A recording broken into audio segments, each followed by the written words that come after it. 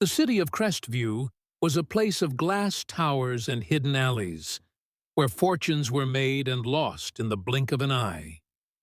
On a cold November morning, Ethan Caldwell stepped out of his black sedan, his tailored suit sharp against the gray drizzle. He was 32, a self-made millionaire, and the youngest CEO in the city's history. But today, his mind was far from business. Ethan's driver, Marcus, waited by the curb as Ethan walked briskly down Main Street. He passed a row of shops, barely noticing the holiday lights in the windows. His eyes were fixed on a figure huddled beneath a faded blue tarp, a cardboard sign propped against a battered suitcase. "Anything helps. God bless." The man's beard was wild, his hands cracked and dirty, but his eyes, when they met Ethan's, were startlingly familiar. Ethan stopped, heart pounding. He knelt beside the man, searching his face. "Excuse me, sir. What's your name?" The man looked up, wary. "People call me Joe." Ethan's breath caught. He reached into his pocket, pulling out a worn photograph. "Is this you?" Joe squinted at the photo. A much younger man, smiling beside a woman and a little boy. His hands trembled. "Where did you get that?" Ethan's voice shook. "My mother gave it to me before she died. She said my father disappeared when I was 5. I've been looking for you for years." Joe stared at the photo, then at Ethan. Tears welled in his eyes. "Ethan?" he whispered. Ethan nodded, his own eyes shining. "Dad, it's me." The street seemed to freeze. Passers-by slowed, watching the strange reunion. Ethan helped Joe to his feet, ignoring the stares. "Come with me," he said gently. "Let's get you warm." Joe hesitated, shame flickering across his face. "I'm not the man you remember." Ethan shook his head. "You're my father. That's all that matters." They drove in silence to Ethan's penthouse. Joe sat stiffly in the back seat, clutching the photo. Marcus glanced at Ethan in the rearview mirror, eyebrows raised, but said nothing. At the apartment, Ethan showed Joe to a guest room, offered him clean clothes and a hot shower. Joe emerged, looking years younger, but still haunted. Over dinner, Ethan asked questions: where Joe had been, why he'd left. Joe's answers were halting, fragmented. He spoke of lost jobs, bad luck, a drinking problem that spiraled out of control. "I thought you'd be better off without me," he said, voice thick with regret. Ethan listened, torn between anger and relief. "I needed you," he whispered. "All these years, I needed you." The next morning, Ethan arranged for a doctor to examine Joe. He insisted on a DNA test, needing proof for himself and for the world that this man was truly his father. Joe agreed, though his hands shook as he signed the forms. "I want to believe it, too," he said softly. As they waited for the results, Ethan tried to bridge the years between them. He took Joe to his office, introduced him to colleagues as an old friend. Joe watched Ethan move through the world with confidence, pride and sorrow mingling in his eyes. "You did well for yourself," he said one evening. "Your mother would be proud." Ethan smiled, but the ache in his chest remained. The city buzzed with rumors. The press caught wind of the story. A millionaire and a beggar, reunited by fate. Some called it a publicity stunt, others a miracle. Ethan ignored the headlines, focusing on Joe. He hired a therapist, arranged for new clothes, tried to help Joe find his footing. But Joe struggled. He flinched at loud noises, avoided crowds, and sometimes disappeared for hours, returning with haunted eyes. One night, Ethan found Joe sitting on the balcony, staring at the city lights. "I don't belong here," Joe said quietly. This isn't my world. Ethan sat beside him, placing a hand on his shoulder. It can be, if you want it. Joe shook his head. I'm not sure I know how. The DNA results arrived a week later. Ethan opened the envelope with trembling hands. The words were clear. Probability of paternity, 0%. Ethan stared at the paper, his world tilting. Joe watched him, fear and hope warring in his eyes. What does it say? He asked. Ethan swallowed hard. It says, you're not my father. The silence was crushing. Joe's shoulders slumped. I'm sorry, he whispered. I wanted to be. I really did. Ethan felt tears prick his eyes. Me too. For a long moment, they sat together, two lost souls bound by hope and disappointment. But the story didn't end there. Ethan couldn't bring himself to send Joe back to the streets. He saw the pain in the man's eyes, the longing for connection. He remembered his own loneliness, the years spent searching for a father who never came home. You can stay, Ethan said quietly. If you want. You don't have to be alone. Joe nodded, tears streaming down his face. Thank you, son. Ethan smiled through his own tears. Maybe we can be family, even if we're not related by blood. Joe stayed in Ethan's penthouse, but the transition wasn't easy. He struggled with the routines of Ethan's world. Appointments, formal dinners, the constant hum of business. Sometimes he'd disappear for hours, wandering the city, returning with stories of people he'd met on the street. Ethan worried, but he listened. He realized Joe had a gift for seeing the invisible, for understanding the pain others hid. One afternoon, Ethan brought Joe to a charity gala. The room was filled with Crestview's elite, polished, powerful, and quick to judge. Joe stood awkwardly by the buffet, ignored by most. But when a young server dropped a tray, Joe was the first to help her up, offering a gentle word and a steady hand. Ethan watched, pride swelling in his chest. He saw that kindness didn't require wealth or status. As the weeks passed, Ethan and Joe grew closer. They shared stories over late-night coffee, Ethan's childhood memories, Joe's regrets, and small victories. Joe taught Ethan how to fix a leaky faucet, how to listen without interrupting, how to find beauty in small things. Ethan, in turn, helped Joe navigate the world of bank accounts and doctor's appointments. But not everyone approved. Ethan's board of directors grew uneasy. He's not your father, one executive whispered.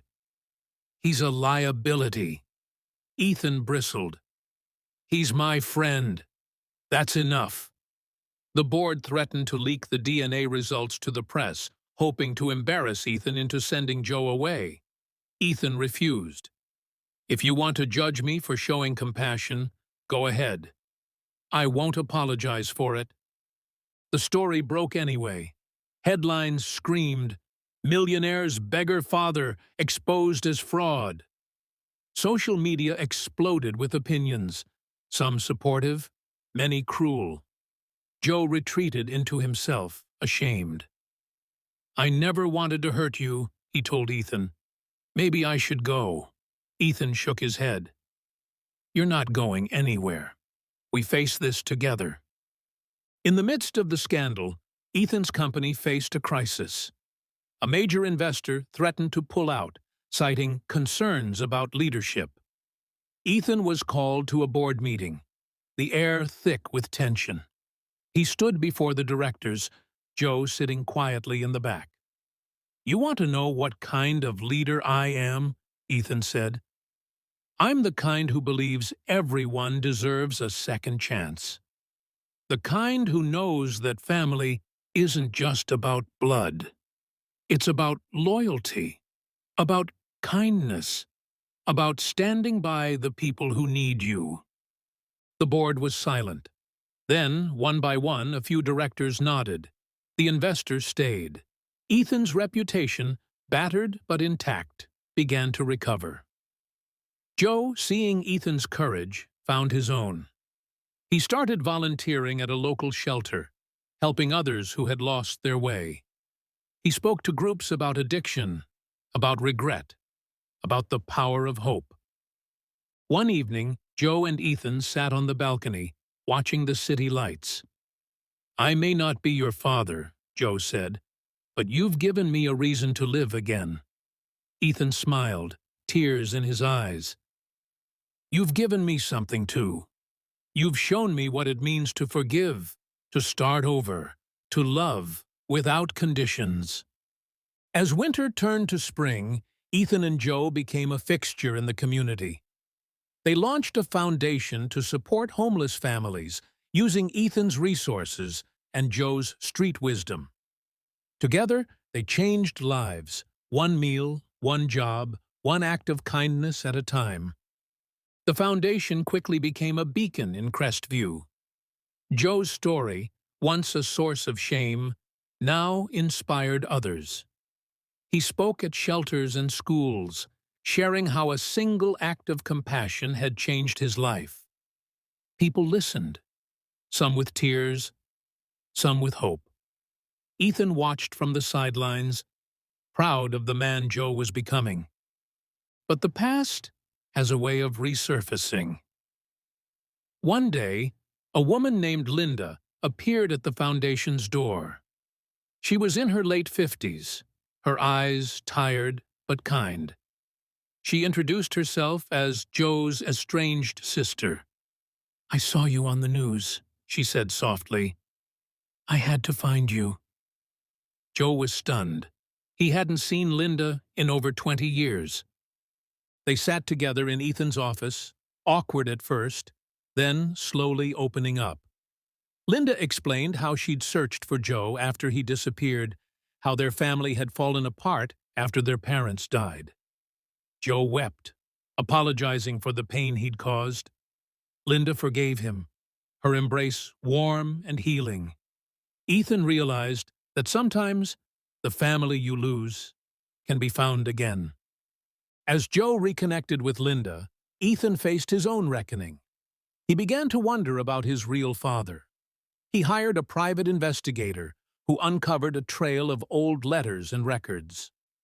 The search led Ethan to a small town outside Crestview, where he met a retired schoolteacher named Harold. The resemblance was uncanny. Harold, now in his 70s, had never known he had a son.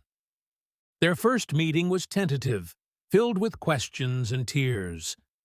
Harold explained that he'd loved Ethan's mother, but circumstances had forced them apart. Ethan listened, his heart aching for the years lost. But he felt a sense of peace, knowing that the truth, however painful, was better than a lifetime of wondering.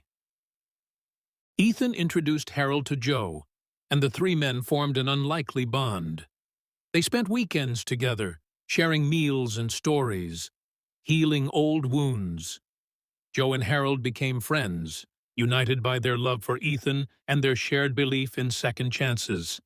Meanwhile, the foundation flourished. Joe's work with the homeless brought new attention to the city's hidden struggles.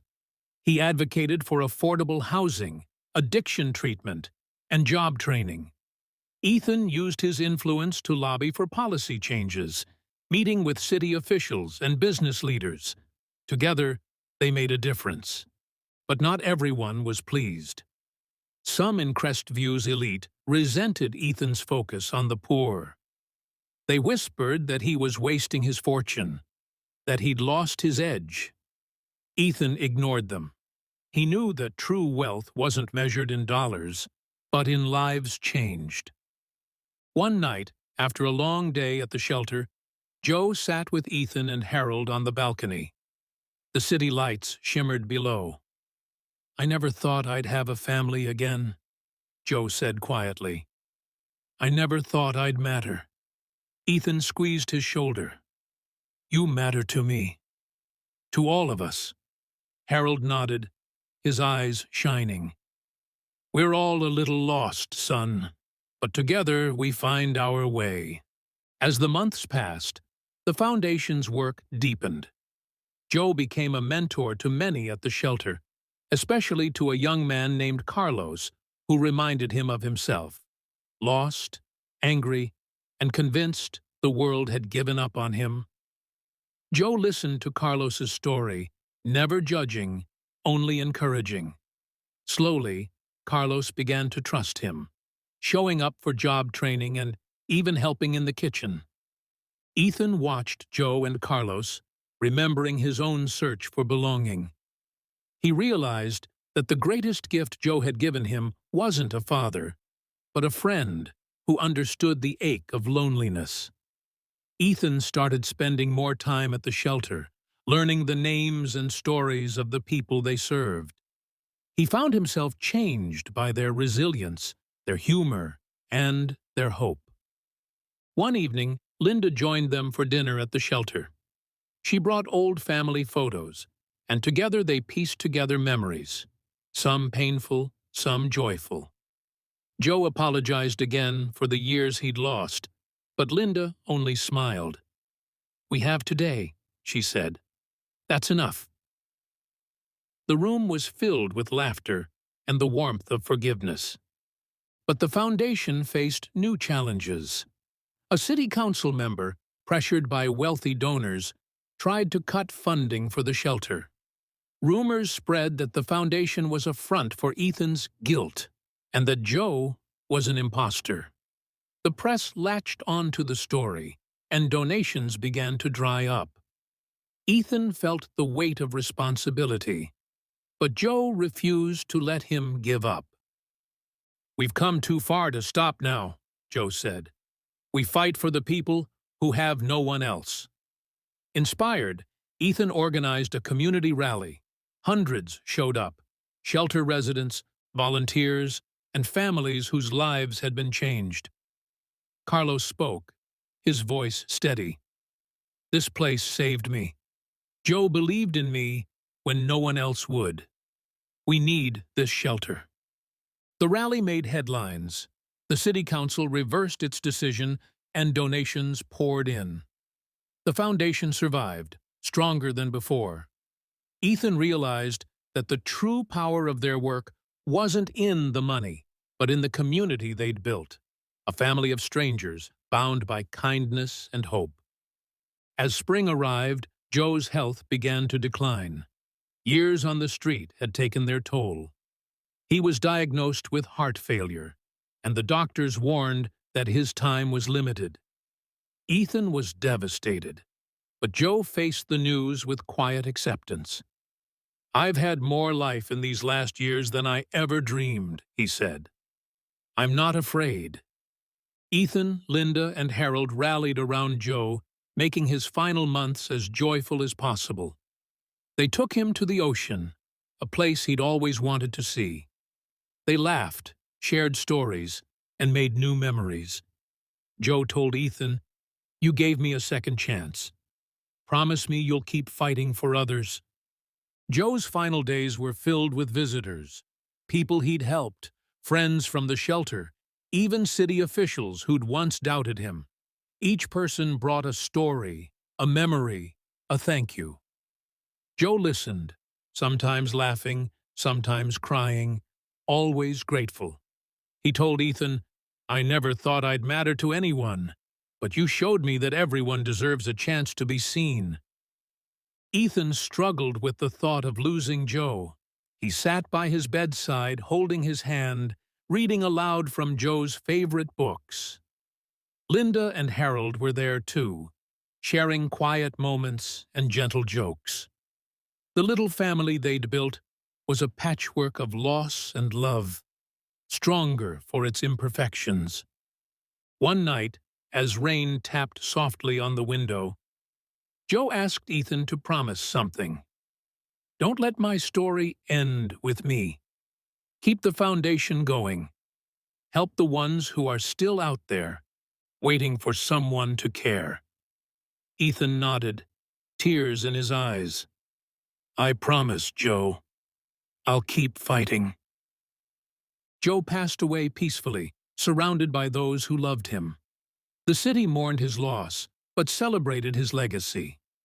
The shelter held a memorial, and people from all walks of life came to pay their respects. Carlos spoke, his voice breaking. Joe was the first person who believed in me. Because of him, I have a future. Ethan grieved, but he also found purpose. He expanded the foundation, opening new shelters and launching programs for job training and addiction recovery. He spoke at conferences, sharing Joe's story, and challenging others to see the humanity in every person. Linda and Harold remained by his side, their bond deepened by shared loss and hope. 1 year after Joe's passing, Ethan stood on the steps of the City Hall, unveiling a plaque in Joe's honor.